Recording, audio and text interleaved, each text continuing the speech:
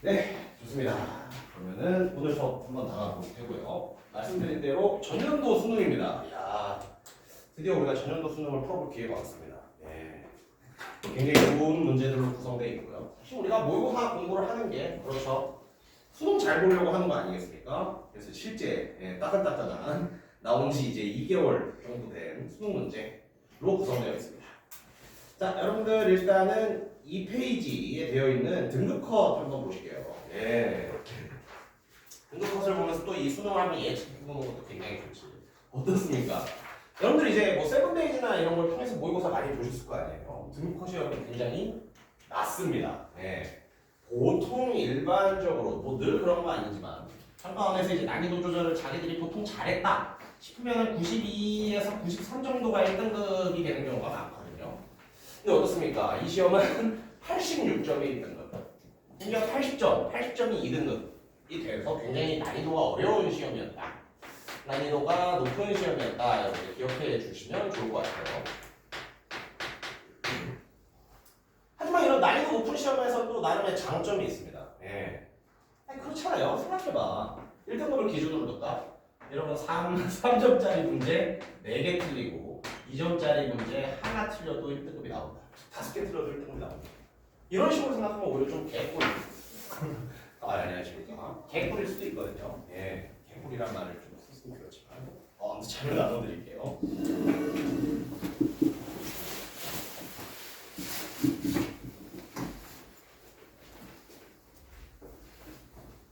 네, 여기 일취월장 보시면 돼요. 아무튼 그래서 이런 시험에는 또 이런 시험 나름대로 또 집중해서 잘 풀면 등급을 확보하기 쉽다라는 장점이 있어요. 2등급 같은 경우도 어때? 2등급도 여러분 뭐 3점짜리 한 5개 틀리고 2점짜리 한 2개 틀려도 1점이 나와. 굉장한 시험이죠. 7개를 틀려도 2등급을 받을 수 있는 그런 시험이에요.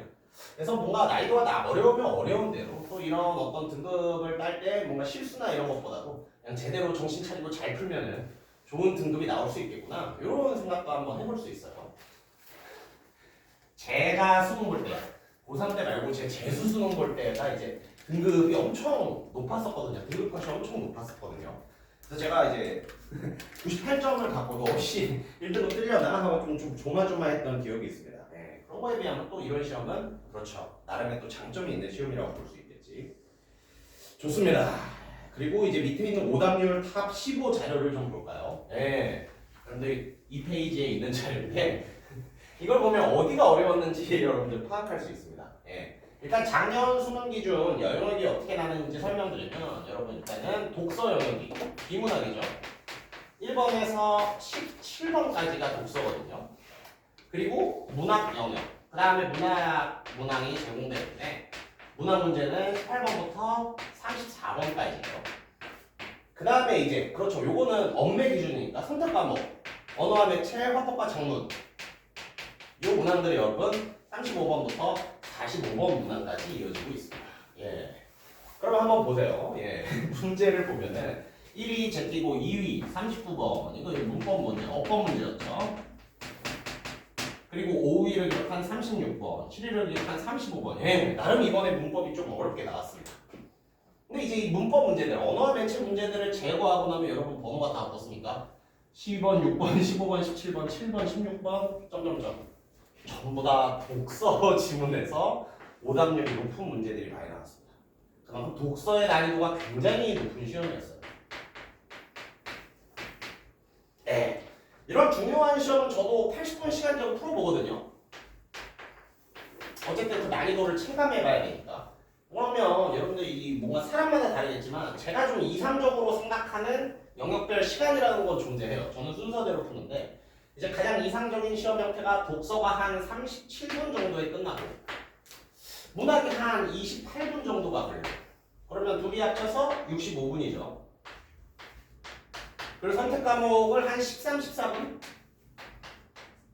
이렇게 풀면은 그렇지 78분, 79분 정도가 걸리고 나머지 마킹하는 시간 1분 정도가 남죠. 1, 2분 정도가 남지. 그래서 제가 가장 이상적으로 보는 시간은 이겁니다. 그리고 여러분들한테 수업 시간에 자 10분 잡고 풀어봅시다. 뭐 11분 잡고 풀어봅시다 하는 것도 사실상 이 시간 기준에 의해서 여러분들한테 어떤 타임 리밋을 드리는 거예요. 그래서 제가 잘 풀리면 좋은 시험이면 이런 어떤 시간 기준이 나오는데 이 독서 실제로 풀었는데 45분이 넘었습니다. 예. 망하는 거예요. 시험으로 치면 실제 시험으로 치면 독서만 봤는데 45분이 걸린다. 야 그러면 문학이랑 선택 과목을 35분 이내에 풀어야 되잖아요. 사실상 좀 불가능한 작업이라고 할 수 있는데 어떻게 됐습니다. 예, 왜겠어요? 여러분 문학을 사실상 21이나 22분까지 줄이는 것도 가능해요. 추천은 안 드리지만 21이나 22분에도 풀 수는 있습니다. 다만 이게 되려면 어떻게 해야 되느냐? 여러분 늘 강조하는 거 있죠. 수능 특강 공부를 열심히 하셔야 돼요. 여러분 문학에선 총 7개의 지문이 나와요. 그리고 7개의 지문이 문제로 4세트가 구성돼서 나오죠. 그래서 일반적으로는 전 한 세트당 7, 8분 정도 잡고 7분을 잡았을 때 4세트면 딱 28분. 이게 이상적인 시간으로 보는데 그렇죠. 지금 어떻다고요? 제가 독서에서 45분을 써버렸죠. 독서 지문이 좀 어려워서. 그래서 문학에서 어떻게든 7, 8분을 줄여야 하는 상황입니다. 그럼 어디서 줄이느냐? 네, 수능 특강 지문에서 줄일 수 있는 거예요. 여러분 7지문 중에서 여러분들한테 내년에 EBS로 미리 나가는 수능 특강 수능 완성, 즉 연계 교재에서 겹치는 지문 3지문이 있습니다. 이 굉장한 이득이에요. 7지문 중에서 3지문을 알고 시작할 수 있다고 봐요. 그럼 어때? 시간을 그런 데서 줄일 수 있겠죠. 저는 안 읽고 푸는 걸 추천드리진 않지만 어떻게 독서 45분 풀었으면은 수능 특강에 나와서 알고 있는 지문은 발치동 느낌으로 풀 수밖에 없겠죠. 예, 그래서 이런 어려운 시험에서 독서가 어려운 시험일수록 여러분 그해 수능 특강 문학을 굉장히 잘 공부해 두셔야 됩니다. 수능 특강 문학에 되게 자신감이 있어서 내가 수능 특강에 나오는 작품들 다 알아 하면은 독서에서 시간을 좀 허비하시더라도 문학에서 시간을 좀 줄이실 수가 있어요. 그러니까 올해도 올해지만 내년에 여러분들 수능 특강 공부 진짜 열심히 하셔야 됩니다. 예. 특히 고전 같은 거는요. 안 읽은 고전 시간 오래 걸리잖아. 수능 특강에서 딱 봐서 이 고전의 내용을 다 알고 있어. 시간 세이브가 엄청 될 수가 있습니다. 심지어 한 지문 한 3분대에도 풀 수 있어요. 그럼 이 21, 22분이 완성되는 거죠. 네, 아무튼 그래서 시간에 대한 얘기를 좀 드렸습니다. 지금 여러분들은 뭐 시간보다는 정확하게 푸는 연습을 아직도 하셔야 될 때지만 그래도 이런 독서가 어려운 시험에서 어떤 시간 운영을 어디서 할 수 있을까? 수능 특강 공부를 기반으로 해서 문학에서 좀 시간 운영을 여러분들이 선택할 수 있다. 이런 말씀을 좀 드리고 싶었습니다. 예. 어쨌든 굉장히 어려운 독서 지금부터 우리 한번 살펴볼 텐데요. 총 3지문이 들어있거든요. 굉장히 고민을 했어요. 일단 이 3지문 중에 한 2지문 정도를 우리가 볼 생각인데 굉장히 고민을 하다가 다 나름의 각각의 장단점이 있어. 일단 오답률 1위는 여러분 과학지문에서 나왔거든요. 근데 이게 그 1위, 오답률 1위 문제 빼고는 나머지 문제는 좀 할만합니다. 제가 개인적으로 가장 지문이나 문제의 난이도가 있었다라고 생각하는 건 바로 여러분들 오늘 나눠드린 자료의 13페이지에 있는 바로 이 인문 지문입니다.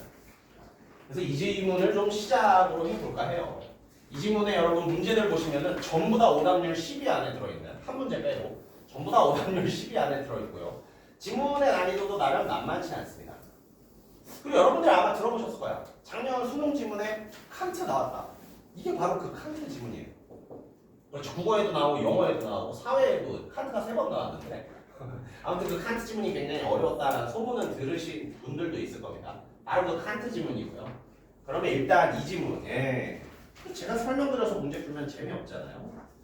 여러분들이 1년 뒤는 아니고 1년 한 8, 9개월 뒤에 일이겠지만 어쨌든 실제로 여러분들이 수능을 본다 생각하고 지금 이 인문 지문, 칸트 지문 여러분들의 교재 13페이지에 있는 이 칸트 지문 시간을 일단은 11분 정도 드리겠습니다.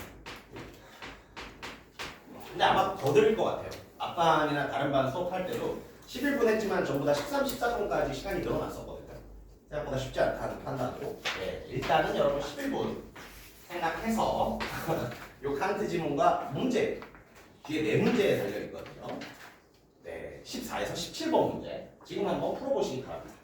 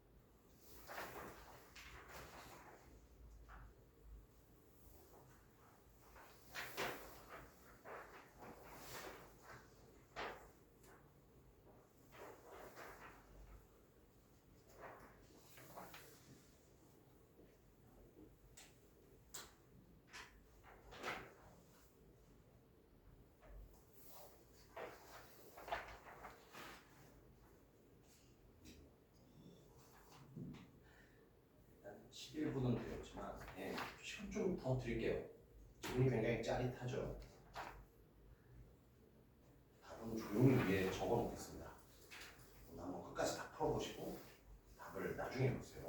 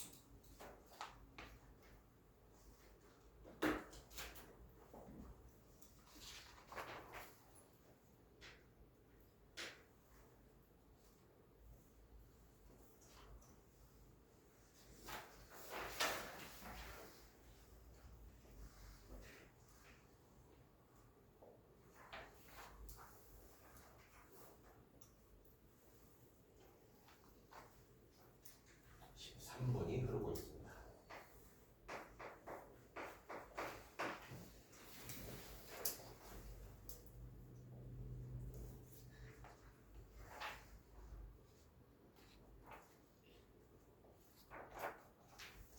진짜 냉정하게 생각하면 13, 14분 흘렀을 때는 넘어가는 것도 선택지가 돼요. 네. 하지만 다 좋은 점수 받고 싶잖아요. 네. 그때일수록 집중력을 발휘해서 마지막 문제 답까지 한번 적어보는 겁니다.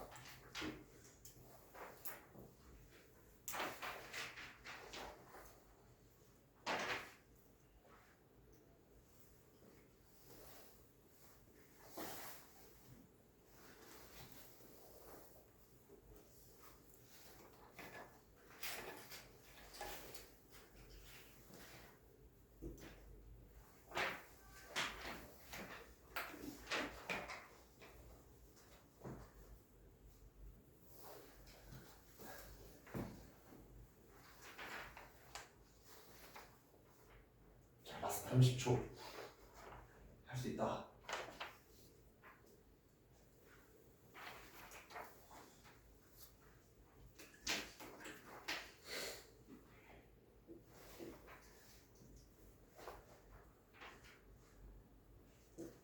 네, 고생하셨어요. 예, 작년 수능에서 제일 어려운 지문이었어요. 예, 여러분들 읽으면서 굉장히 좀 근데 되게 집중해서 푸는 모습이 아주 좋았습니다. 여러분들 또 이제 어려운 질문을 만나니까 굉장히 빨리 계시나봐요. 좀 집중해서 푸는 모습 아주 멋있었고요. 예, 좀 우리만의 작은 이벤트를 해야겠죠. 예, 티 안 나게 손 드세요. 다 맞았다. 네, 좋아요. 있었을까 없었을까. 예, 나만 알고 있겠습니다. 야, 한 명쯤 있어야 되지 않냐? 미안해요. 예, 아무튼 여러분 고생하셨고요. 뭐 부끄러운 얘기지만, 저도 이 수능 볼 때 2개인가 틀렸었는데 이 지문에서 저도 하나 틀렸습니다. 되게 부끄러웠어요, 저도. 아무튼 그랬고요. 자, 좋습니다. 그만 좀 어려운 지문이었다. 그래도 이렇게 실제 수능 지문, 작년 따끈따끈한 수능 지문이니까 어렵게 나오면 독서가 어려워지면 이렇게도 나올 수 있겠구나라는 생각을 하시면서 좋습니다. 저희는 글의 내용 좀 살펴보고 문제의 정답을 도출하는 과정들 한번 생각해 보겠습니다. 자, 그러면은 첫 번째 문단입니다.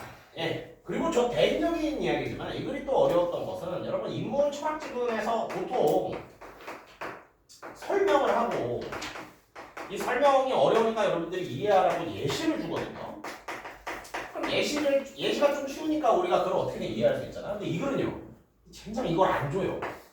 그냥 철학자들의 설명만 늘어놓을 뿐입니다. 예, 그래서 좀 글을 이해하는 방식으로 읽으시는 분들은 되게 막히는 부분이 많이 등장했을 거예요. 예, 그럼에도 저는 글을 이해하면서 읽어야 된다라고 생각하거나 이 글에서는 이제 어려운 설명인데 예시들이 없으니까 여러분들이 어떤 문장의 어떤 내용에 대한 어떤 기억도 그러니까 이해와 기억이 있으면 이 문제는 사실 기억해서 문장들이나 서술을 기억해서 푸는 것도 어떤 굉장히 훌륭한 접근 전략이었다고 저는 생각합니다. 좋습니다. 그래서 그런 여러 가지 아무튼 어려운 장치들을 많이 해놓은 문제였어요. 많이 해놓은 질문이었어요. 자, 첫 번째 문단입니다. 철학에서 특정한 개인으로서의 인간을 인격이라고 본다. 일단 시작은 부드럽죠. 특정한 개인으로서의 인간을 인격이라고 불러요. 인격에 대한 정의를 내리고 있고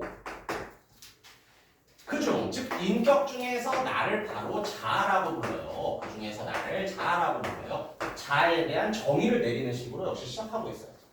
근데 인격이나 자아나 여러분들이 뭐 특별히 어렵게 생각하는 단어들이 아니니까 이 시작 부분에서는 굉장히 마음을 놓고 읽으셨을 수도 있어요.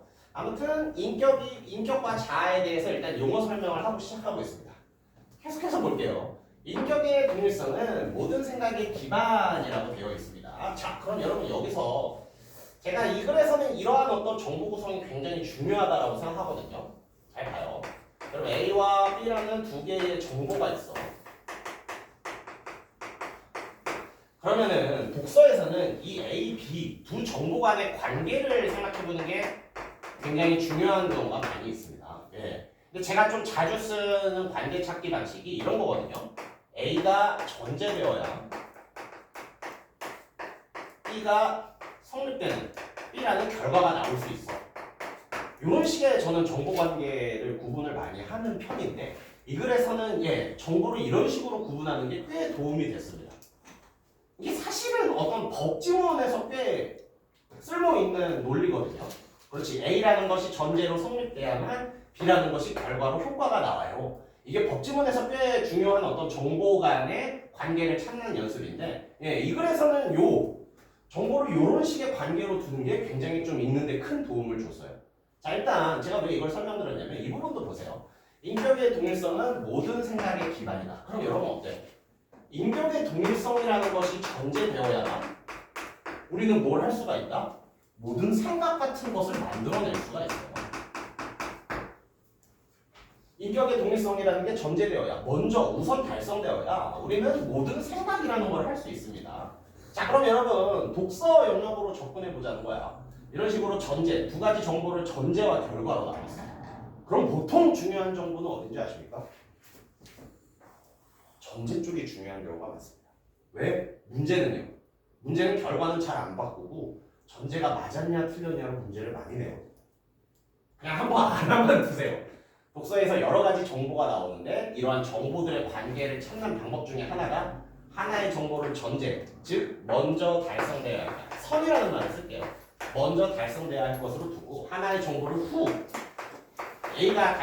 A가 먼저 달성돼야만 만들어질 수 있는 B, 선후 관계로 이렇게 파악을 한다고 해볼게요.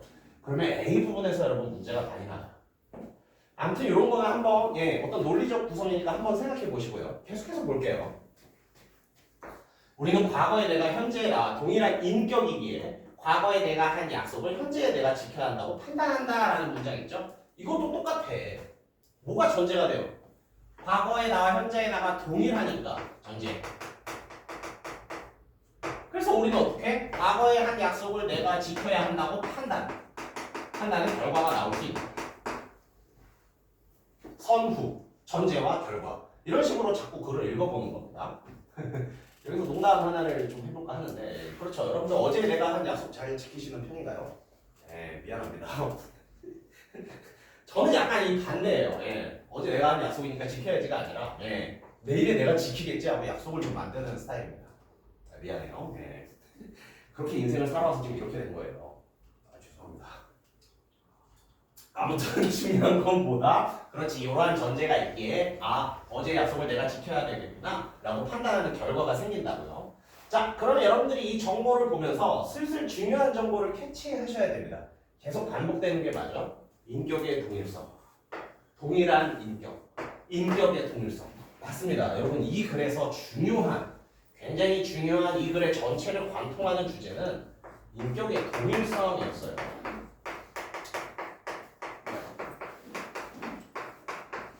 까놓고 말하면 이 글은 뭐야? 인격의 동일성을 칸트 이전 사람들은 어떻게 설명했냐? 칸트는 어떻게 설명했냐? 또 누구 나오죠? 롱기네스는 어떻게 설명했냐? 뭐 스트로스는 어떻게 설명했냐? 전부 다 인격의 동일성을 어떻게 설명하고 있는가에 대한 글이 됩니다.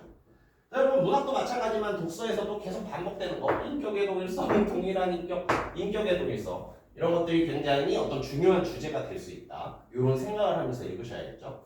아무튼 볼게요. 자, 인격의 동일성을 설명하는 첫 번째 이론이 나왔습니다. 그 첫 번째 이론은 뭐다? 바로 칸트 이전의 사람들이 했던 말이에요. 그럼 적어줘야죠. 칸트 이전의 사람들은 인격의 동일성을 어떻게 설명했답니까? 생각하는 나인 영혼이 단일한 주관으로서 시간의 흐름 속에 지속한다는 것 이렇게 정의했거든요. 예. 그래서 뭐 이 문장을 읽고 잘 이해되시는 분도 있겠지만 뭐 이해가 안 되신다고 하더라도 그렇죠. 어때요? 주관에 대한 용어 설명을 주고 인식에 대한 용어 설명을 줌으로써 이 문장을 좀 그래도 쉽게 표현하려고 하고 있습니다. 자 그러면 이 용어 설명들을 넣어서 이 문장을 좀 다시 써볼게요. 칸트 이전의 사람들은 어떻게 생각했던 거야? 인격의 동일성에 대해서 생각하는 나 그리고 생각하는 나는 뭐라고 했죠? 영혼이라고 했었지. 즉 생각하는 나인 영혼이 생각하는 나가 단일한 주관으로서 주관을 뭐라고 설명했었죠? 인식의 주체라고 설명했었지. 즉 생각하는 나가 단일한 인식의 주체로서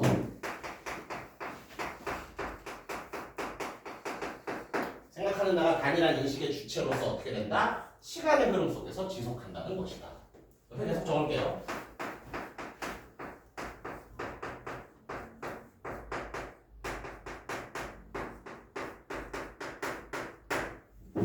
칸트 이전의 사람들의 인격의 동일성에 대해 어떻게 설명했다? 생각하는 나가 단일한 인식. 이 인식도 사실 바꿔야지. 인식도 용어 설명 알므로 줬잖아요.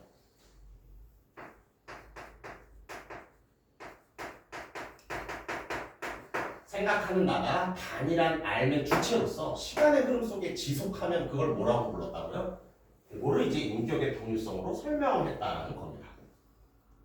좋아요. 이게 1문단까지의 내용이었어요. 자, 2문단부터의 내용은 어떻게 시작합니까? 그러나로 시작하고 있죠? 그러다니까 앞에 생각과 분명히 다를 겁니다. 그리고 2문단부터 주요 학자는 여러분 칸트가 돼요. 칸트에 그럼 2번을 붙일까? 칸트 2번 칸트가 됩니다. 칸트의 생각을 한번 볼게요. 나는 생각한다. 즉 자기의식은 나는 생각한다와 자기의식은 이제부터 똑같은 말이에요. 나는 생각한다. 자기의식은 인식이 이루어지게 하는 것을 가능하게 하는 조건 중 하나에 불과하게 합니다. 뭐라고요? 인식이 이루어지는 것을 가능하게 하는 조건인데 그 중에 뭐야? 하나에 불과하다고 본다. 불과하다고 본다. 이건 어떠한 평가적인 서술이죠? 평가를 절한 부정적 서술이잖아. 그럼 뭐야? 내가 생각한다 맞자. 생각하는 내가 있어봤자 어때? 인식이 이루어지는 건 가능하지만 뭔가는 안 된다는 말이 나올 거예요. 왜? 불과하다라는 부정적 서술이 나왔으니까. 그럼 그런 생각을 하면서 계속 읽어보자 이거야. 그러한 조건 자체는 즉 뭐야? 이 조건을 말하는 거죠. 인식이 이루어지는 조건을 말하는 거지. 조건 자체는 무언가가 핵심 나오죠. 실제함을 보장하지 않는다는 겁니다. 나는 생각한다는 뭐라고요? 나는 생각한다는 조건 중 하나에 불과해. 나는 생각해봤자 어떻다고요? 무언가가 실제함, 실제한다는 뜻은 실제로 존재한다는 뜻이죠. 실제로 존재. 나는 생각해봤자 무언가 실제로 존재한다는 것을 보장하지 않는데요. 여기서 여러분 배경 지식이 있으면 조금 편해지는 부분이 있어요. 어떤 배경 지식이에요? 혹시 자신이 데카르트를 알고 있다? 미안합니다. 이런 약간 뜬금없는 질문 하지 않을게요. 여러분 데카르트라는 사람을 모르셔도 데카르트이라는 사람의 제일 명제는 아시는 분은 있을지도 몰라. 데카르트의 제일 명제 혹시 떠오르신 적 있습니까? 죄송해요. 데카르트의 제일 정제가 바로 이겁니다. 이건 들어보셨어요? 맞아요. 바로 그거. 그게 무슨 문장만 나와요? 그렇지. 나는 생각한다. 그러므로 존재가. 방금 칸트는 못 간 거야. 그러니까 생각한다고 해서 존재하는 게 아니라고 했지. 존재할 가능성만 있지 존재하는 건 아니라고 했지. 그러니까 이게 참 슬프게도 슬프다고 하면 그런가? 어떤 데카르트적인 배경 지식이 있으면은 이 문장이 잘 읽힐 수도 있어요. 아 옛날 사람 데카르트 칸트 이런 사람 옛날 사람들은 생각하면 무엇인가 존재한다라고 봤는데 칸트는 지금 어떻게 보는 거야? 나는 생각한다가 있어봤자 어떤 가능성 조건 중 하나지 무언가 실제로 존재하는 걸 보장하지 않는데? 라고 생각하는 거예요. 그래서 이게 있으면 편히 읽을 수 있지만 여러분 걱정하지 마십시오. 예. 수능 독서는 이게 없어도 다 읽을 수 있어요. 다만 있으면 편하게 읽을 뿐이야. 그래서 이게 어떤 배경 지식처럼 쓰일 수 있는데 있으면 편한 배경 지식 하지만 없어도 다 읽을 수 있다. 아무튼 이제 칸트 입장은 아셨을 거야. 내가 생각해봤자 즉 자기 의식이 있어봤자 뭔가 가능성은 있지만 실제로 뭔가 존재한다는 건 설명할 수 없어. 계속해서 볼게요. 그렇기에 자기의식은 생각하는 나가 단일한 주관으로서 실제로 존재한다는 것. 이 문장 어디서 본 것 같지 않아? 생각하는 나가 단일한 주관으로서 실제로 존재한다. 칸트 이전 사람들의 생각이었지. 그러니까 어때? 칸트 이전의 이론이었죠 이게. 칸트 이전의 이론에 대해서 칸트가 어떻게 설명한다?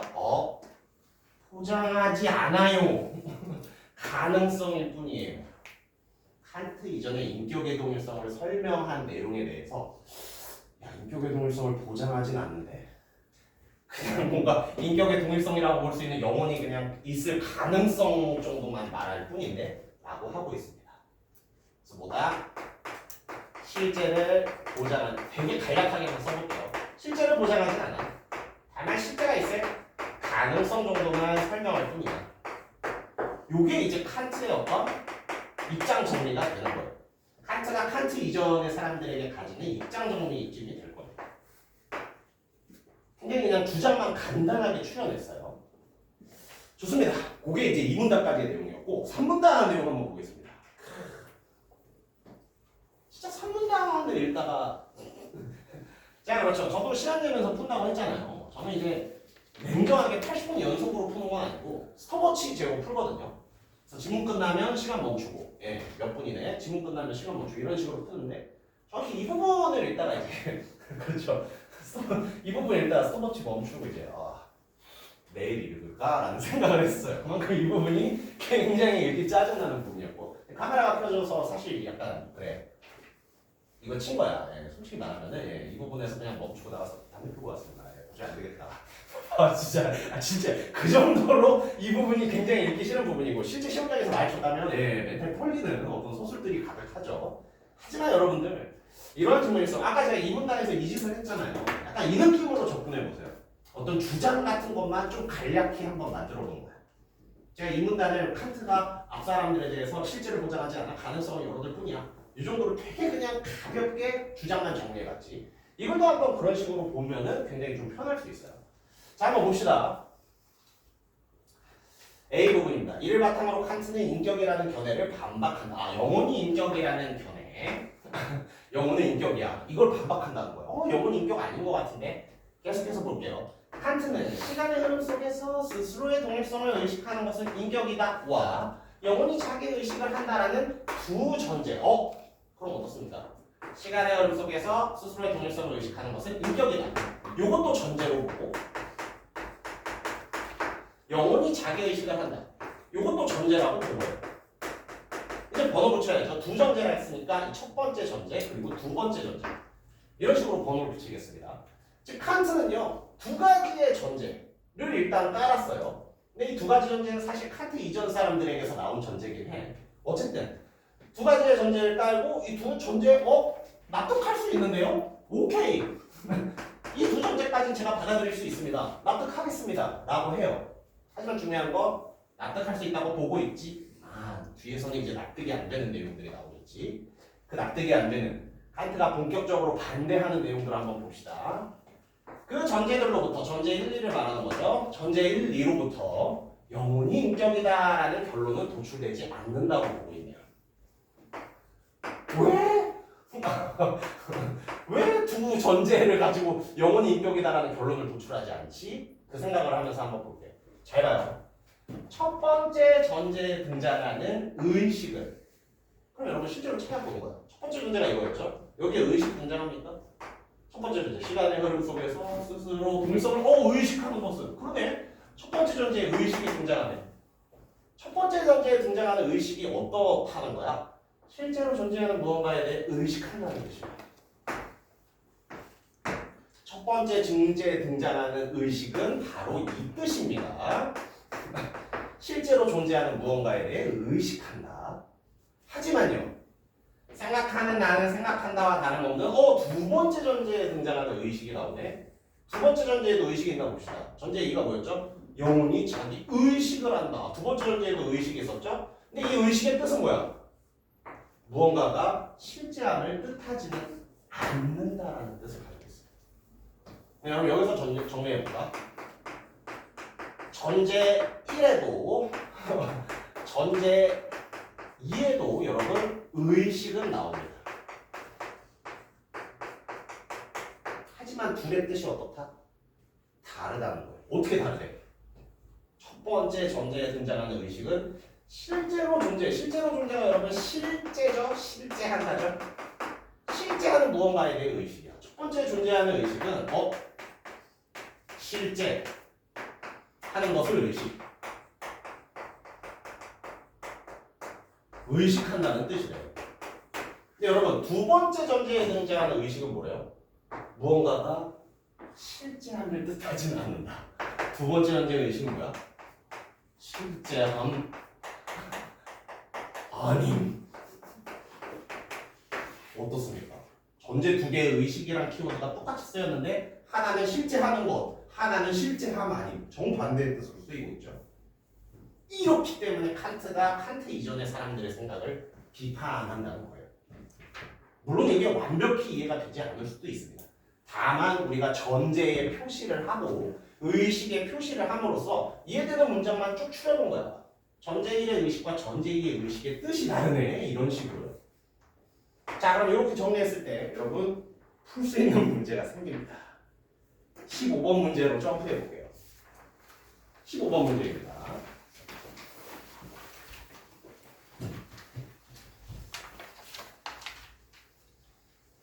자, 15번 문제. 정답은 1번이었죠.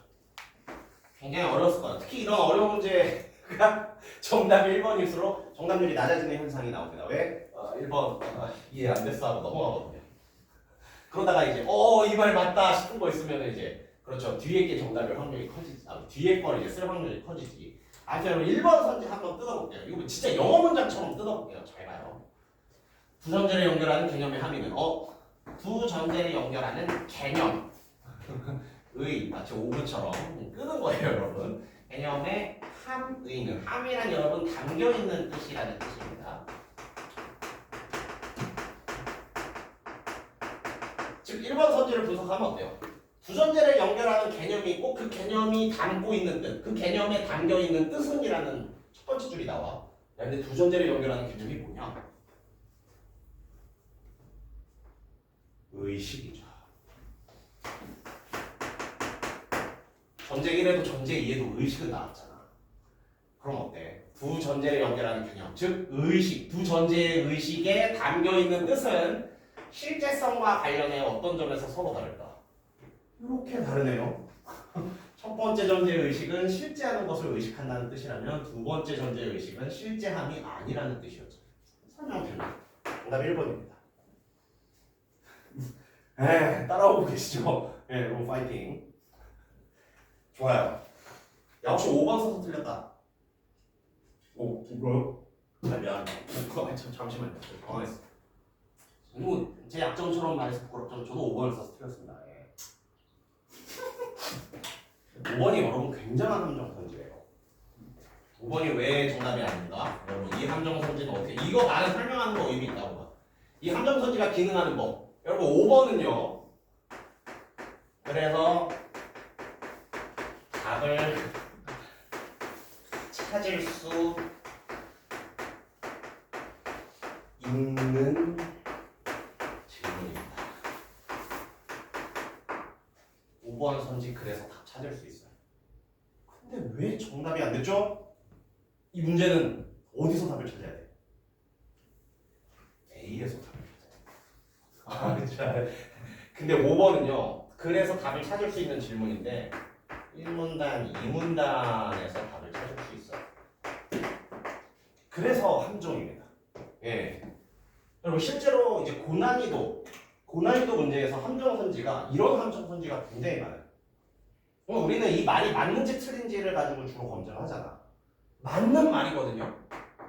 문제의 정답은 아닐 수도 있어요. 5번 선지는 여러분 그래서 답을 찾을 수 있는 질문이지만 A 부분에서 답을 찾을 수 있는 게 아니라 이 A 앞부분 먼저 답을 찾을 수 있는 내용입니다. 이 A가 아니라 A 앞부분에서 답을 찾을 수 있는 내용이에요. 여러분 잘 생각하세요. 어려운 문제는 단순히 이 소리가 맞냐 틀리냐가 아니라 이 문제가 정답이 이건 맞는 소리인데 이 문제가 정답, 이 말이 정답이 될까 아닐까까지 고민하셔야 됩니다. 2, 3, 4번 써서 틀렸었다? 안 돼. 반성하셔야 돼요. 왜냐면 2, 3, 4번은 글에 비슷한 서술이 정반대의 서술이 적혀 있어요. 2, 3, 4번을 쓰셨다면 아마 다른 이유에서 틀리셨을 거고 그렇죠. 글을 그대로 제대로 읽으셨으면 5번 함정에 빠질 가능성이 난 그래도 조금 있다고 봐요. 좋습니다. 그러니까 5번 한번 그래 검증해볼까? 5번이 어디서 답이 나오는지 여러분 한번 보여드릴까요? 네, 잘 봐요. 조금 줄이자. 5번이 어떻게 오답을 기능하냐면 1문단 마지막 줄 1문단 밑에서 두 번째 줄 생각하는 나는 뭐다? 영혼이다. 여러분 영혼은 생각하는 나랑 똑같은 말이에요. 2문단 첫 번째 줄 나는 생각한다라는 말이랑 똑같은 말은 뭐다? 자기의식이에요. 뭐라고요? 생각하는 나는 영혼이랑 똑같고 생각하는 나는 영혼 나는 생각한다는 자기의식이랑 똑같아. 자 그럼 잘 봐. 이걸 가지고 여러분 A 부분의 두 번째 전제를 조져볼게요. 조진다는 말이라니. 두 번째 전제를 한번 볼게요. 두 번째 전제 뭐였죠? 영혼이 자기의식을 한다. 영혼 뭐라고요? 생각하는 나. 자기의식 뭐라고요? 나는 생각한다.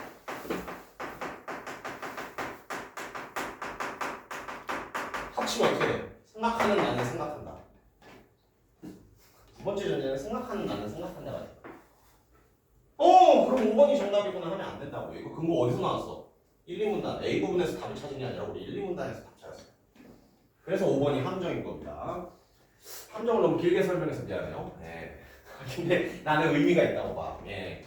여러분들이 나중에는 독해 도사가 되면은 함정 아닌 문제 틀리지도 않을 거야.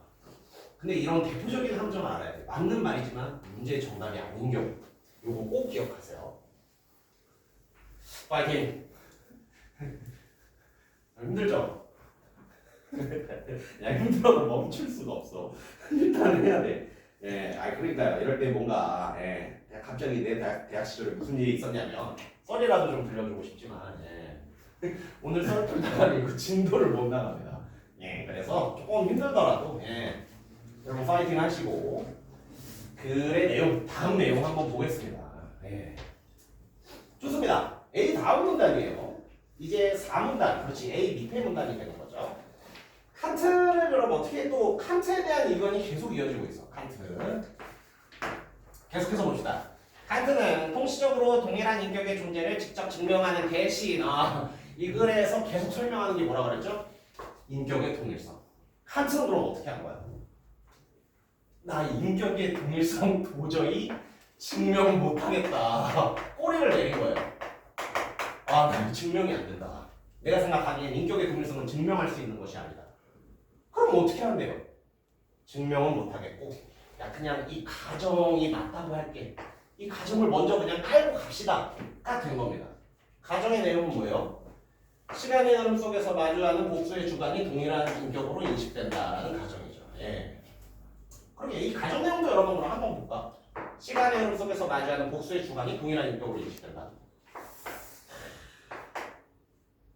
하루를 둘게요. 0시에서 24시입니다. 예를 들어서 7시에 나를 A라고 둘게. 그리고 오후 2시 14시에 나를 B라고 둘게요.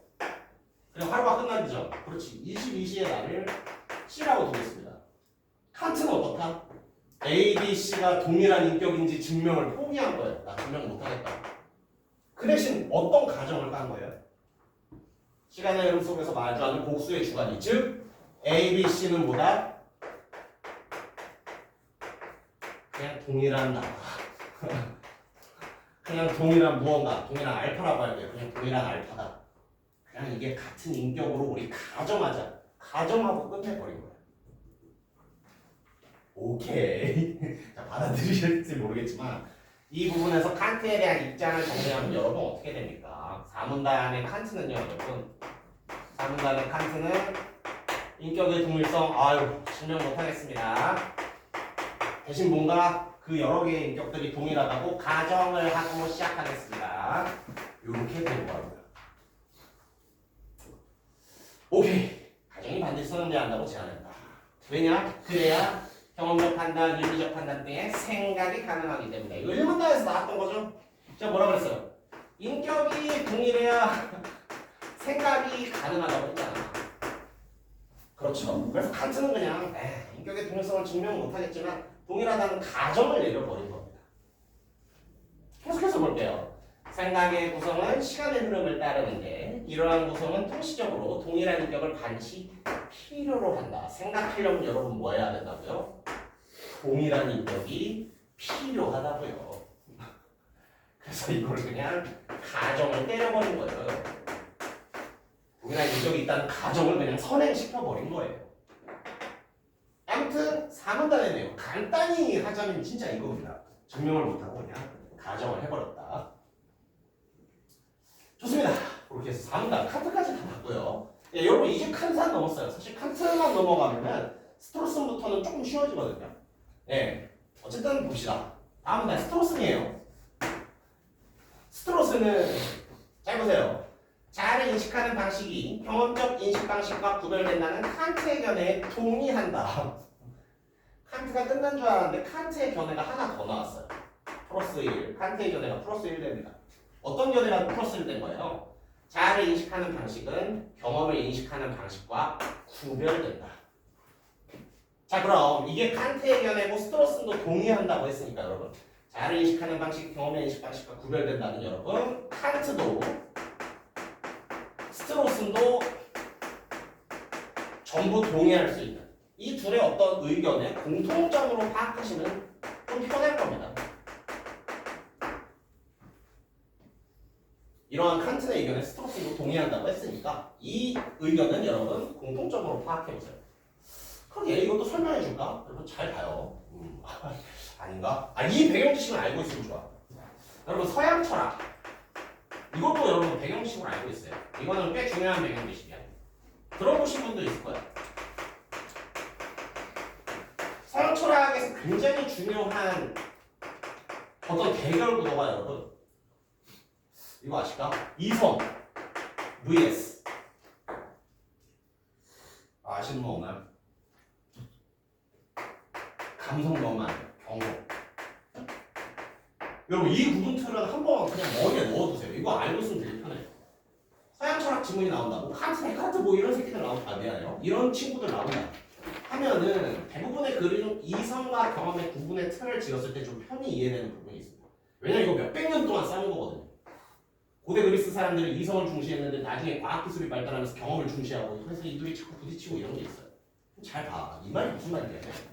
잘 봐요. 자아를 인식하는 방식은 다 어떻게 인식해요? 그냥 생각해서 인식하지. 이성으로 인식하지. 경험적 인식의 방식은요. 경험은 말 그대로 경험이지. 이 둘은 구분된다. 그래서 어떤 서양 철학의 큰 구분틀을 알고 있으면 이 문장이 그냥 스무스하거든요. 그렇지. 자아 인식하는 건 이성으로 하는 거고 경험 인식하는 건 경험으로 하는 거니까 둘이 구분되지. 이런 걸 쉽게 할 수 있는데 어쨌든 여러분 그래서 요 배경 지식 정도는 항상 머릿속에 넣어주시기 바랍니다. 서양 철학 지문에서는 이성과 경험이 항상 대비되는 느낌으로 나와요. 아무튼 좋습니다. 계속해서 볼게요. 동의하지만 잘 봐요.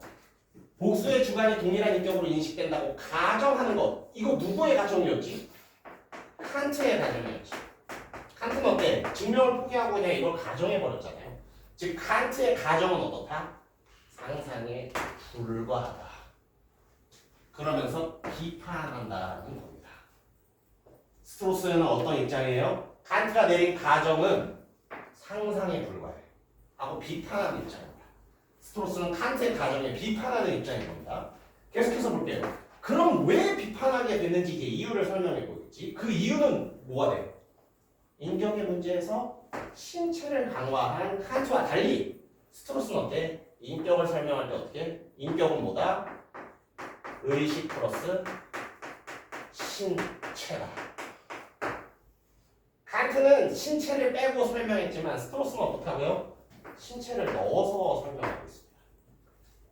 그러니까 차이가 생길 수밖에 없는 거예요.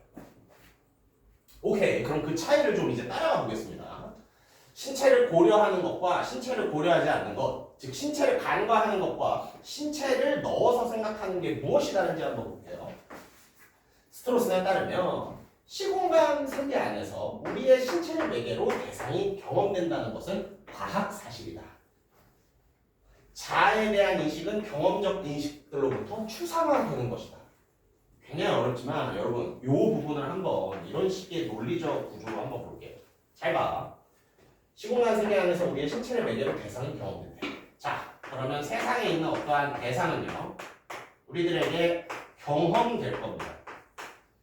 근데 이 경험되려면 반드시 무엇이 필요한 거야? 우리의 신체가 필요한 거죠. 그리고 이 신체는 시공간 안에 있죠. 자, 대상이 경험되려면 우리의 신체가 반드시 필요하대. 이걸 뭐라고 부르는 거예요, 여러분? 대상을 신체를 가지고 경험하는 것. 이걸 여러분 경험적 인식으로 보는 거예요.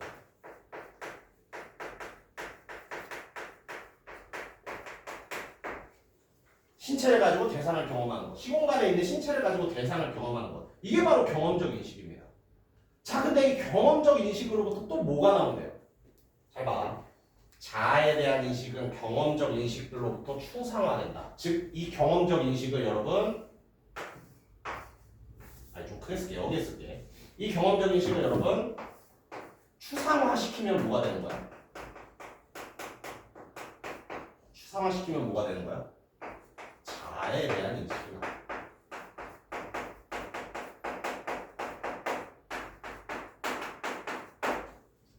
자아는 뭐라 그랬죠?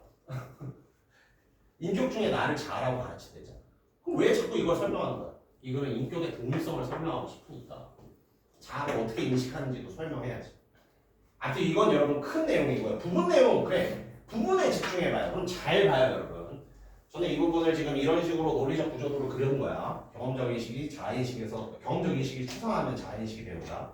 자, 그럼 여러분 누가 선이에요? 잘 봐. 자아에 대한 인식 1번, 경험적 인식 2번. 1번이 선이에요? 2번이 선이에요? 잠시만. 야, 그래. 근데 예비고 이쯤 되면 대답하기 부끄러울 수도 있어. 괜찮습니다. 하지만 머릿속에 답은 다 있으시죠? 잘 봐. 잘 봐요. 자아에 대한 인식 1번, 경험에 대한 경험적 인식 2번이야. 자아에 대한 인식은 경험적 인식들로부터 추상화된대. 뭐가 선이에요? 이게 먼저지.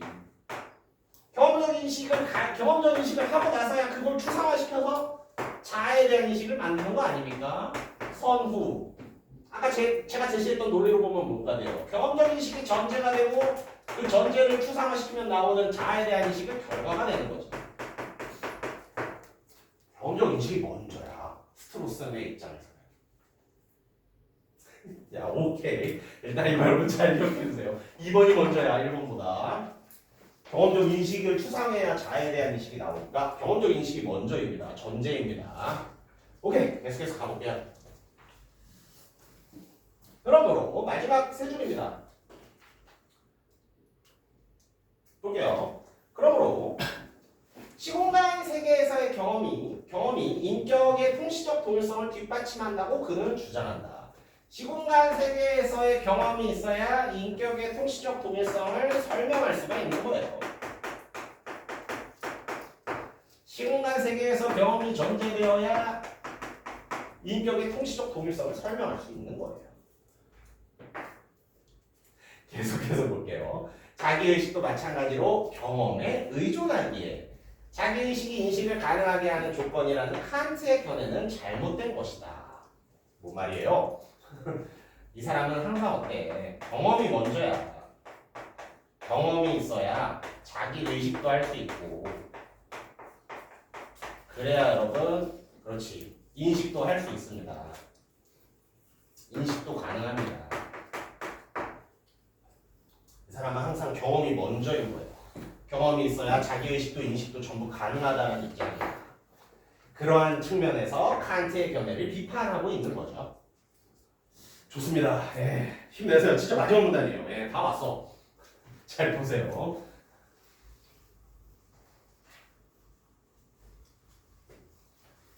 자, 롱기에네스입니다. 마지막 사람. 한 명 더 나왔네요. 롱기에네스의 입장을 볼게요.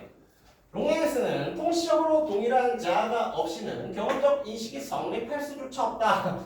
미안해요. 또 쓸게요. 통시적으로 동일한 자아가 없이는, 즉 통시적으로 동일한 자아가 먼저 전제되어야만 경험적 인식, 이 결과가 발생할 수 있다. 통시적으로 동일한 자아가 전제되어야만 경험적 인식이 성립할 수 있지. 그래서 통시적으로 동일한 자아가 없이는 경험적 인식이 성립할 수조차 없습니다. 아무튼 이 설명을 이렇게 이해하고 중요한 건 뭐예요? 자아에 대한 인식은 경험으로부터 추상화된 것이 아니다. 자아에 대한 인식은 경험으로부터 추상화된 것. 이거 누구 이론이었죠? 자아에 대한 인식은 경험으로부터 추상화된 것.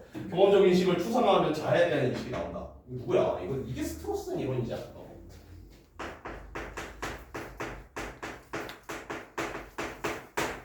아니라 스트로스는 비판하는 지점이 생깁니다. 네, 스트로스는 비판하는 내용입니다. 잘 볼게요. 하지만 신정은 또 하지만이 그는 자아와 인격이 시공간적 세계를 경험하는 인간에게만 적용되는 개념이라고 주장한다. 어떤 하나의 주장이 나왔는데 이 주장은 그냥 한번 쓱 읽어보시면 될 것 같아요. 아무튼 인간이라는 것, 그래 이것도 하자. 인간이라는 건 뭐야? 인간이라는 건 자아와 인격이 시공간적 세계를 경험하는 존재인 겁니다. 인간에 대한 정의라고 볼 수 있어요. 인간은 자아와 인격이 시공간적 세계를 경험하는 존재이다. 아무튼 인간에게만 적용되는 개념이라고 주장한다. 계속해서 볼게요. 롱게네스는 인간은 도덕적 존재이며 도덕적 존재로서 인간은 자율성을 지닌 존재라는 칸트의 견해를 인정한다. 칸트가 끝나지 않았네요. 칸트의 견해가 또 나왔어요. 그러면 역시 정리해줘야지. 인간은 도덕적 존재이며 도덕적 존재로서 인간은 자율성을 지닌 존재다. 이건 또 뭐가 될까요, 여러분? 롱게네스와 칸트가 전부 공감할 수 있는 이 둘의 공통점, 공통된 의견이라고 볼 수 있겠죠. 오케이, 계속해서 보겠습니다. 그러나 잘 봐요. 자율성을 지닌다는 것은 시공간적 세계를 살아간다는 동안 경험하는 것들 사이에서 스스로 선택한다는 것을 뜻한다. 좀 줄일게요. 뭐다? 자율성을 지닌다. 그것은 뭐다? 스스로 선택한다. 와 같은 뜻이라는 겁니다. 그러려면, 여러분이 그러려면을 잘 읽어야 돼. 여기서 말하는 그러려면은 뭘까? 자율성을 지닌다. 살아가면서 스스로 선택하는 것이다. 즉 여기에 있는 그러려면은 선택할 수 있으려면이라는 말이죠.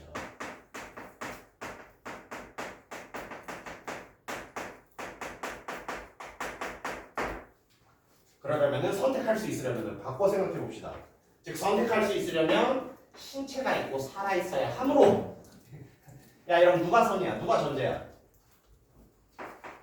신체 살아 있음. 이게 여러분 전제가 되어야 뭐가 달성될 수 있는 겁니까? 자율적인 선택이 가능해지는 것입니다.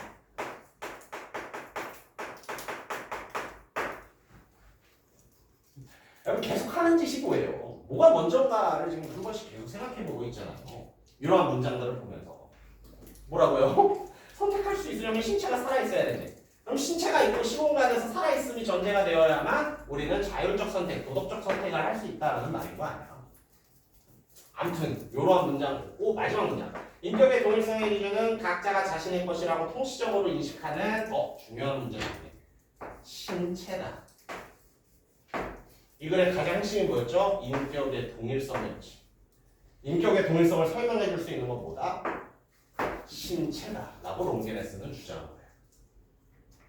오케이. 그럼 또 롱게네스의 어떤 굉장히 이 사람의 의견을 간략히 보면 어떻게 돼?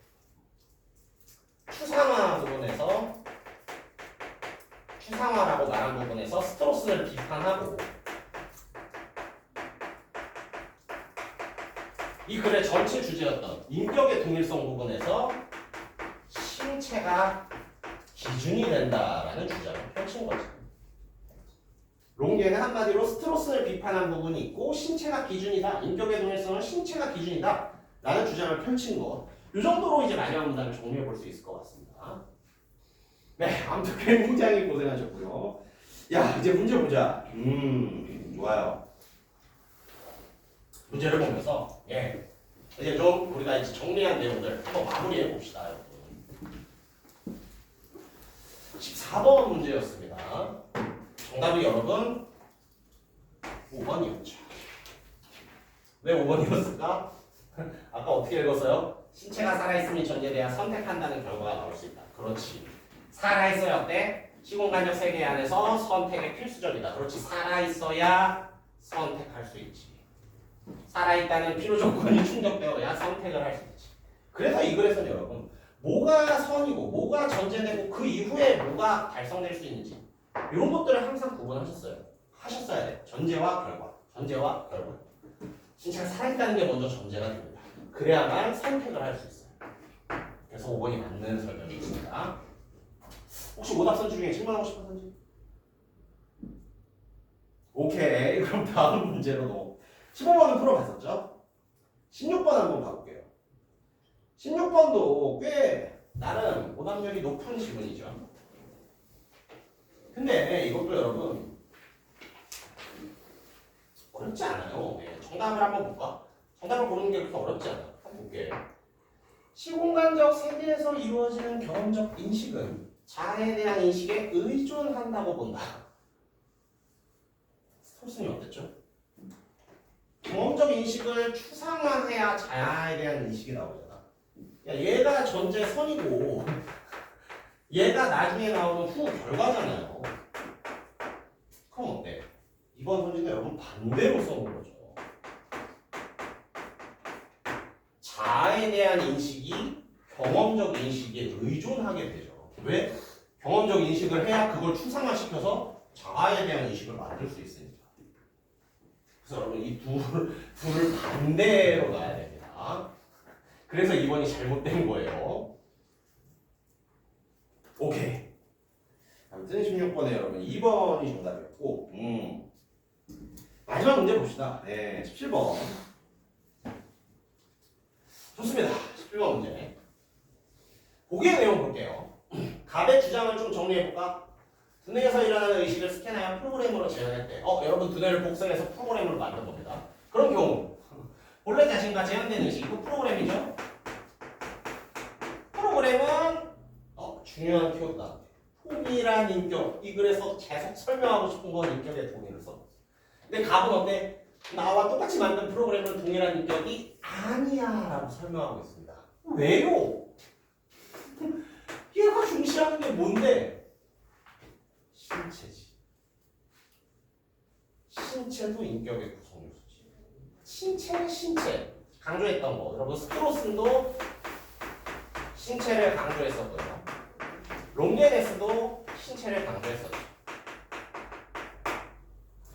아무튼 이 사람은 신체의 역할을 중요시하기 때문에 복사한 프로그램, 즉 신체가 없는 프로그램은 나와 동일한 인격의 동일성을 인정할 수 없다고 보고 있습니다. 근데 사실 문제를 풀려면은 이 갑의 의견 중에서도 이 부분을 여러분 잘 생각해야 돼요. 여러분 잘 봐. 생각하는 나의 지속만으로 인격의 동일성이 보장될 수 없다. 거꾸로 볼게요. 생각하는 나의 지속만으로 인격의 동일성을 보장하는 사람들. 생각하는 나의 지속이 인격의 동일성을 설명할 수 있어. 얘는 누구야? 생각하는 나의 지속이 인격의 동일성을 설명할 수 있어. 생각하는 나의 지속이 인격의 동일성을 보장할 수 있어. 얘는 누구야? 칸트 이전 생각이잖아. 생각하는 나가 지속되기만 하면 뭐야? 인격의 동일성을 설명할 수 있다고. 생각하는 나의 지속만으로 인격의 동일성을 설명하는 거. 얘네가 바로 여러분 칸트 이전 사람들의 생각입니다.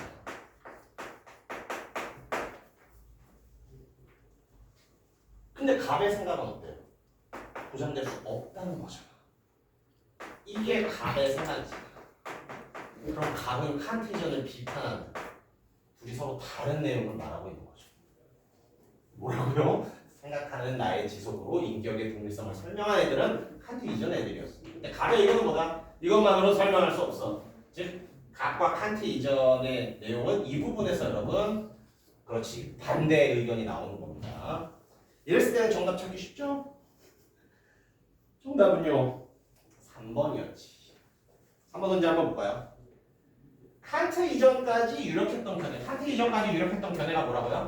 생각하는 나가 시간 속에서 지속되면은 인격의 동일성이라고. 근데 갑은 어떻게 생각했지? 생각하는 나의 지속만으로 인격의 동일성을 보장하지 않는다라고 생각했지.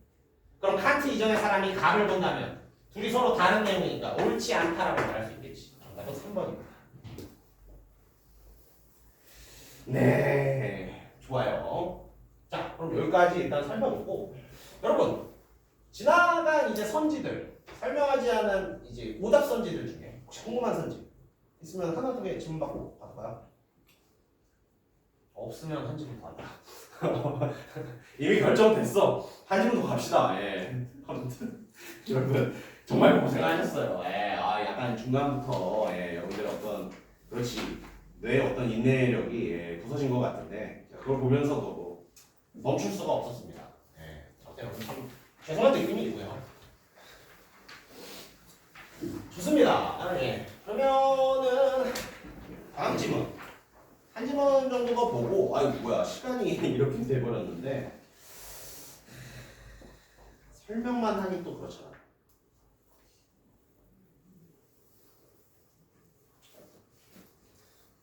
여러분 일단은 6페이지 법지문 남은 시간 동안 이 법지문을 좀 보도록 할 텐데 여러분 일단 중점을 우리 오답률 제일 높은 거 한번 봅시다. 3번 문제, 6번 문제. 다 풀지 않으셔도 돼요, 여러분. 가나 지문을 지금부터 볼 텐데, 그렇지. 일단은 6번 문제의 답을 내겠다라는 생각으로 한번 지금 빠르게라고 하는 건데 한번 보시길 바랍니다. 6번 문제는 그래도 좀 설명할 가치가 있어서 제가 이 질문을 다 하면 이제 시간이 뭐 40분, 50분이 넘을 것 같으니까 일단은 이 지문의 6번 문제를 풀겠다는 생각으로 한번 읽어보십시오.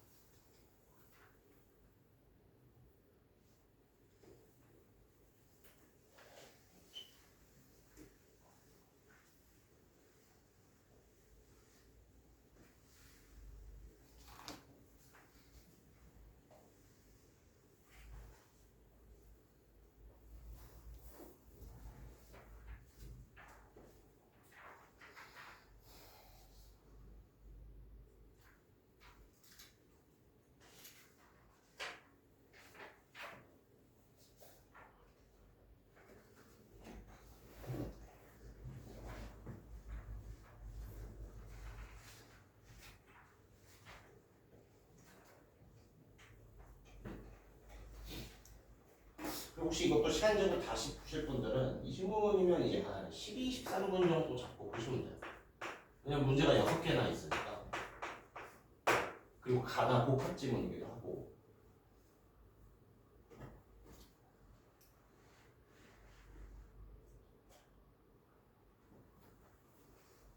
일단은 수업 시행이 얼마 안 남았으니 6번 풀겠다는 생각으로 한번 보십시오.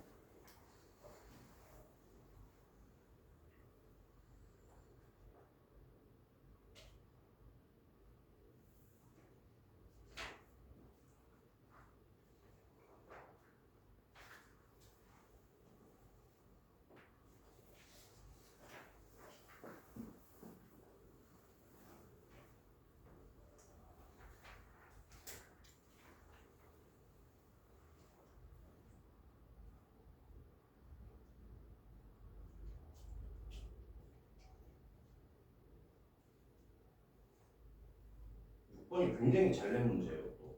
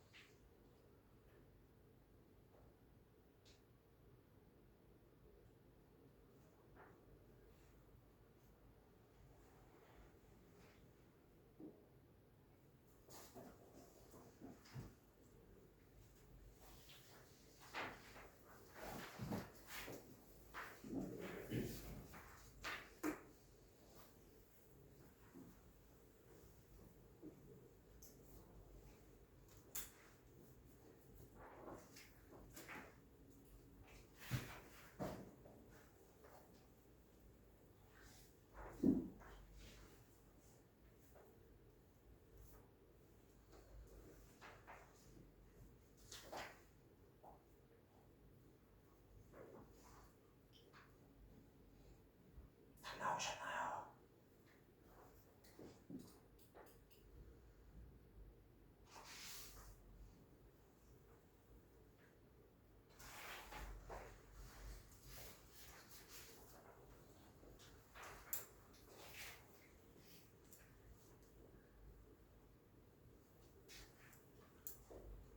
네, 아직 안 나오신 분은 푸시면서 드세요. 네, 왜 이게 잘 낸 문제냐면 가나 이걸 우리가 복합 질문이라고 하거든요.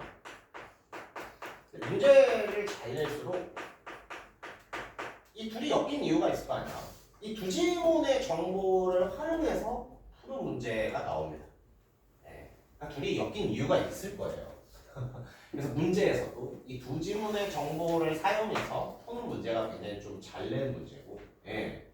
그리고 이 6번 문제는 그 와중에서도 꽤나 어렵게 잘 낸 문제라는 생각이 제가 좀 들어서, 그리고 이제 법질문에서 조금 여러분이 쓰면은 좋은 배경 지식도 설명할 겸, 예, 우리가 지금 이 시간에 6번 문제를 풀어보자고 한번 잡은 겁니다. 자, 한번 보세요, 여러분. 이거는 배경 지식과 관련된 내용이니까 여러분 이것도 한번 알고 계시면 굉장히 좋아요.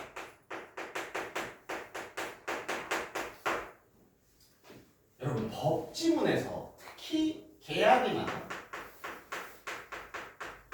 채권 채무와 관련된 지문에서는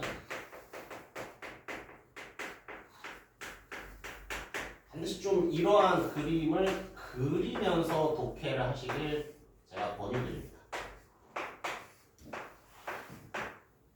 이게 뭐냐? 이게 뭐냐라는 말인데 서로 여러분 계약이라는 게 A와 B가 서로 주고받을 것을 약속하는 거거든요.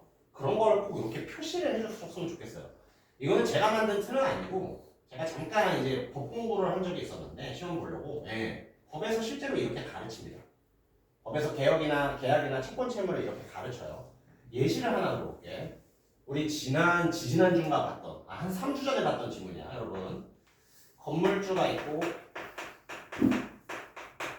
세입자가 있죠. 이들이 계약을 맺습니다. 이들이 계약을 맺으면 건물주는 세입자한테 뭘 빌려줘야 돼요? 건물을 빌려줘야지. 부동산을 빌려줘야지. 그럼 세입자는 건물주한테 뭘 줘야 되죠? 월세 같은 거 줘야겠죠. 사용료 줘야겠죠. 이게 여러분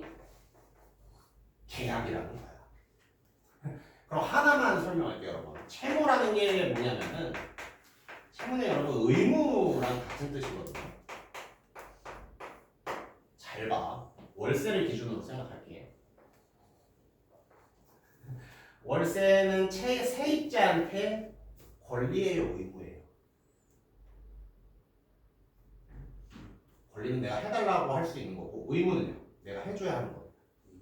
의무지. 그러면 월세는 세입자한테 채무가 되는 거예요. 이게 채권과 채무입니다. 거꾸로 생각할게. 월세는 건물주한테 의무예요, 권리예요? 건물주가 세입자한테 월세 내라고 할 수 있는 권리가 있는 거죠. 그럼 월세는 건물주한테 채권이 되는 거예요. 오케이? 그래서 채권과 채무 관계를 표시하기 위해서는 이 그림이 굉장히 좋거든요. 아무튼 이거를 제가 배경 지식으로 하나 꼭 설명을 드리고 여러분 채권, 채무, 계약 지문에서는 웬만하면 이거를 그려봐라. 말씀을 드릴게요. 자, 그러면 잘 봐. 이제 이 문제를 풀어나가 볼게요. 제가 한번. 나글입니다. 여러분, 나글을 일단 바로 가볼게요. 나글. 보증이랑 채무자가 채무를 이행하지 않으면 그 채무를 다른 사람이 대신 이행하기로 하는 것이다. 어렵지 않죠? 보증에 대해서 정의를 내리고 있습니다. 정의만으로는 좀 부족한 부분이 있을 거야. 그러니까 어때? 원래 채무자를 주채무자라고 부르고 주채무자 대신 채무를 이행하는 사람을 보증인이라고 부르고 주채무자가 부담하는 채무를 주채무라고 부르고 보증인이 부담하는 채무를 보증채무라고 부른다. 한편 보증은 담보 기능을 수행함으로 주채무가 소멸되면 보증채무도 당연히 소멸되면서 보증이 성립하려면 채권자와 보증인을 당사자로 하는 보증 계약이 필요하다. 그냥 읽으면 정신 나가죠. 예. 아 물론 그냥 읽으셔도 머릿속에 쭉 들어오시는 분도 있을 거야. 이런 걸 여러분 어떻게 읽어야겠습니까? 이건 하나의 팁이에요. 꼭 이렇게 읽으라는 방법은 아니지만 법지문에서 쓰면 굉장히 좋은 팁이 됩니다. 잘 봐요. 원래 계약을 했던 사람은 누구일까? 주채무자와 한 명 더 있었는데 채권자. 그렇지. 채권자가 있습니다. 그러면 이걸 그려놓고 시작하는 거야. 채권자와 주채무자가 있네요. 눈에 보이지 않는 계약이 있었겠죠? 그러면 지금 이 글에서 사실 중요한 건 뭐야? 주채무자가 채권자한테 갚아야 하는 채무, 바로 이 주채무가 중요한 겁니다. 근데 여기에 계약이 하나 더 끼어들지. 바로 보증계약이야. 보증계약은 누가 맺는답니까?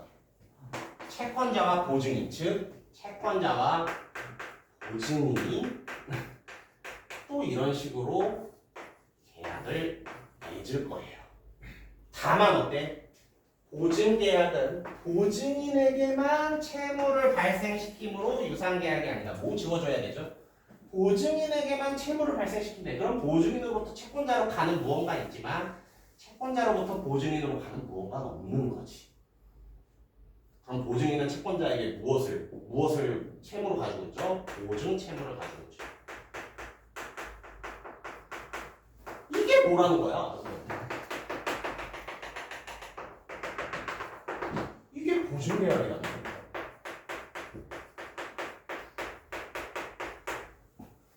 그냥 읽을 때보다 뭔가 느낌이 잘 오죠? 자, 그럼 잘 봐. 이 글에서 하고자 하는 말은 뭐야? 유상계약이 아니다. 이는 주채무자와 보증인 간의 보증의 대가를 지급하게 하는 별도의 계약에 체결되는 경우 마찬가지다. 이 마찬가지라는 말은 뭐예요? 유상계약이 아니라는 말이지.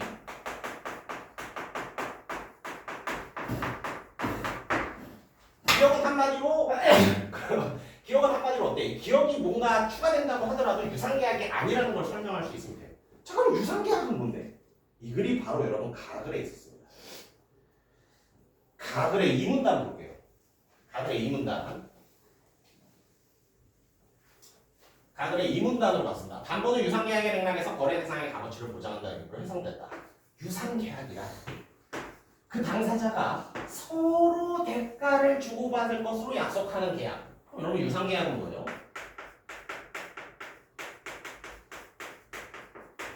당사자 A가 있고 당사자 B가 있으면은 이들 사이에 서로 주고받을 것이 있어야 된다. 이게 유상계약이라고요. 그럼 잘 봐. 이거 유상계약이에요? 아니죠. 화살표 하나밖에 없지. 이건 유상계약이 아니야. 자, 이제 기억으로 가볼게. 기억 무슨 말이야? 기억 무슨 말이야? 주 채무자와 보증인 간에 보증의 대가를 지급하기로 하는 계약이 별도로 체결되었다. 자, 그럼 누구와 누구 간의 계약이 별도로 체결? 주 채무자와 보증인 간에 이 보증의 대가를 지급하는 이게 추가되는 거거든요, 지금. 여러분 이 화살표 추가돼봤자 어떻습니까? 얘는 여전히 화살표가 하나인 유상계약이 아닌 계약이에요. 이 생각하고 여러분 정답 선지 볼까요? 6번에 정답 몇 번이었어요? 2번이지. 보증인에게 대가를 지급할 의무를 지닌 사람, 그렇지. 주채무자가 보증인, 이게 기억이 여러분, 이게 기억이 추가된 거였잖아. 그러면 주채무자가 보증인에게 보증의 대가로 뭐를 주는 거죠. 그럼 어때? 보증인에게 대가를 지급할 의무를 지닌 사람, 이게 누구예요? 주채무자가 되는 거잖아요. 우리가 기억을 추가하는 거니까. 주채무자는 보증계약의 당사자가 아니다. 그렇지. 보증계약은 얘네한테는 아무런 효력을 안 미치지. 이게 너무나 정답이 되는 거예요. 그래서 어떤 설명과 논리력으로 풀어도 돼. 자신이 있으면. 근데 법집은 특히 계약이나 채권 채무에 관해서 저는 이 화살표 그림 꼭 활용해 보라고 좀 강력히 말씀드립니다. 진짜 좀 많이 편해지는 것들이 있어요. 좋습니다. 예, 여러분. 예, 여러분들의 표정이 이제 그렇지 마무리 오늘 여기까지 하겠습니다. 예. 여러분 아무튼 굉장히 흔히 말하는 이 싸가지 없는 지문을 보시느라 굉장히 고생하셨고요. 칸트 지문에서 여러분들이 뭔가 넋이 나간 것 같은데 괜찮아요. 그런 지문도 한번 풀어봐야죠. 아무튼 여러분 굉장히 고생하셨습니다. 또 쉬는 시간 가졌다가 여러분들 또 원장님과 문학과 문법 또 이제 강의가 이어지니까요. 파이팅 해주시기 바랍니다. 고생하셨습니다.